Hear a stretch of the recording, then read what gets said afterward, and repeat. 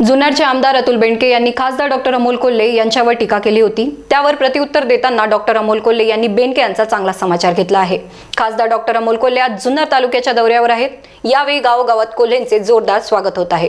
निमगाव, सावा आणि साकोरी येथे ग्रामस्थांनी केलेल्या स्वागतानंतर डॉक्टर अमोल कोल्हे यांनी ग्रामस्थांशी संवाद साधला। घरात 4 टर्म आमदारकी नव्हती तरी शेतकऱ्याचं पोरग खासदार झालं। या खासदार शेतकऱ्याच्या पोराचं पंतप्रधान कौतुक करताना म्हणून तुम्हाला पश्चाताप झाला का, असा सवाल अमोल कोल्हे यांनी उपस्थित केला। सर्वसामान्य शेतकऱ्यांच्या कांद्याची माती झाली आणि त्यासाठी संसदेत मी आवाज उठवतो, शेतकऱ्यांचेच प्रश्न मांडतो म्हणून पश्चाताप झाला। शेतकऱ्यांच्या पोराला 3 वेळा संसद रत्न पुरस्कार मिळतो म्हणून पश्चाताप झाला। तुमच्या खासदाराचा देशात 3रा नंबर लागला म्हणून तुम्हाला पश्चाताप झाला। ज्यांच्यामुळे तुमची लॉटरी लागली त्यांचा तुम्हाला पश्चाताप झाला। असे अनेक सवाल उपस्थित करत खासदार डॉक्टर अमोल कोल्हे यांनी नाव न घेता अजित पवार गटाचे जुन्नरचे आमदार अतुल बेनके यांचा चांगला समाचार घेतला। कोण दबाव टाकत असेल तर मी ठामपणे उभा आहे हे लक्षात ठेवा।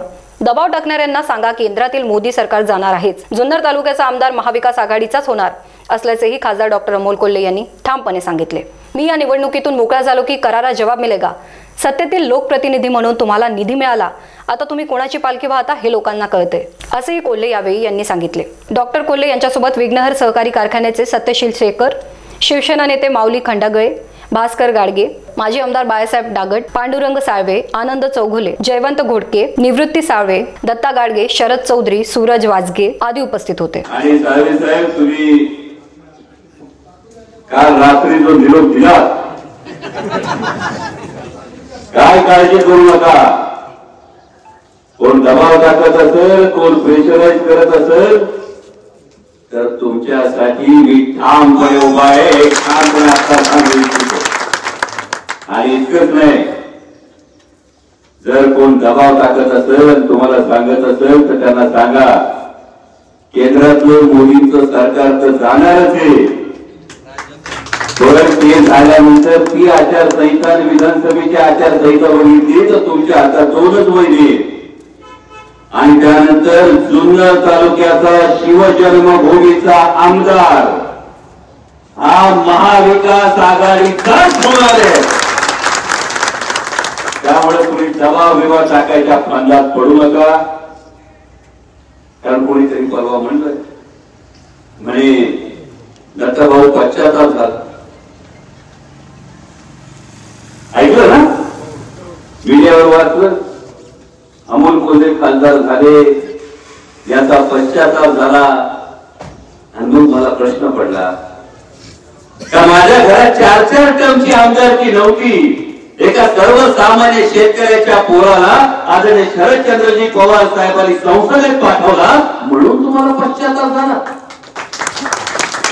जेव्हा सर्वसामान्य शेतकऱ्याचं हे पोरग देशाच्या संसदेत उभं राहून आपल्या शेतकऱ्यांच्या प्रश्नाविषयी बोललं, कांद्याच्या प्रश्नाविषयी बोललं म्हणून तुम्हाला पश्चाताप होतोय।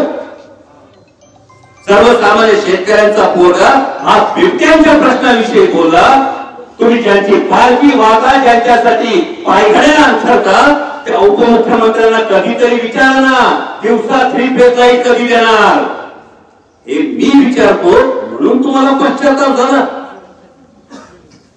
पश्चाताप जर झालाच असेल तर जुन्नर तालुक्याच्या स्वाभिमानी जनतेला झालाय।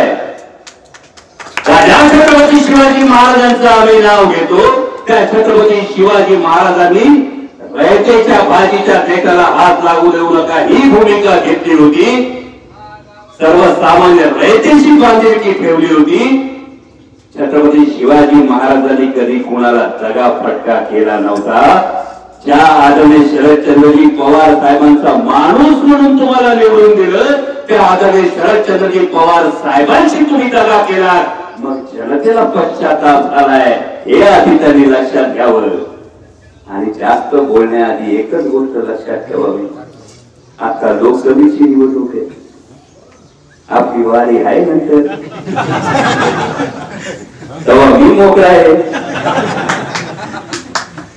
म्हणजे आता जर लोकसभेची निवडणूक लढवत असताना सुद्धा आदरणीय शरदचंद्रजी पवार साहेबांना साथ देण्यासाठी, आदरणीय उद्धव साहेब ठाकरेंना साथ देण्यासाठी मध्ये शिरूर लोकसभा मतदारसंघातून दक्षिण नगर मध्ये जातोय, मध्येच माढामध्ये जातोय, अजून बीड मध्ये जायचंय, वर्ध्यामध्ये जायचंय, हे सगळं करतोय। एकदा लोकसभेतून मोकळं होऊ द्या, विधानसभेचा शब्द लक्षात ठेवून जवाब मिलेगा, करारा जवाब मिलेगा। त्यामुळं वाक्य बोलताना, शब्द उच्चारताना माझी विनंती आहे, प्रत्येकानं जपून तोलून मापून हे करावं। कारण जर आज पश्चाताप झाला असं कोण म्हणत असत भास्कर शेठ, तर ज्या सत्तेच्या जवळ जाऊन बसले तर सत्तेच्या मांडीवर ही सत्ता यावी म्हणून महाराष्ट्राच्या 69 मतदारसंघांमध्ये शिवस्वराज्य यात्रा काढणारा हा शिवजन्मभूमीचा मावळा होता।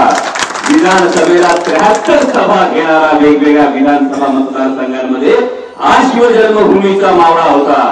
आणि आदरणीय शरदचंद्रजी पवार साहेबांमुळे महाविकास आघाडी तयार झाली, त्याची सत्ता आली आणि सत्तेचे लोकप्रतिनिधी। Nandu Borade, star Maharashtra news, Junnar.